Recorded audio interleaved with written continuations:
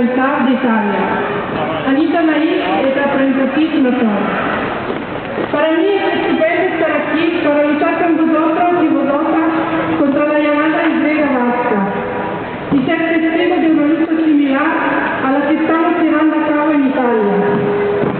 Ver que hay tanta gente comprometida contra este proyecto monstruoso, ser parte de una posición popular, decidida y rebelde como esta, es algo que calienta el corazón.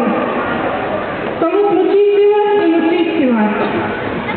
En Euskal Herria, como en Italia, el viento tenaz y vital de las luchas populares hace temblar los palacios del poder y las empresas de la destrucción.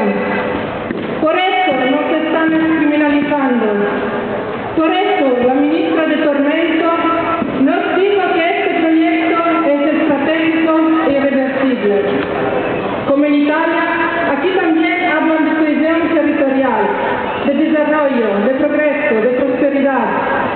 Utilizan palabras vacías y desprovistas de sentido.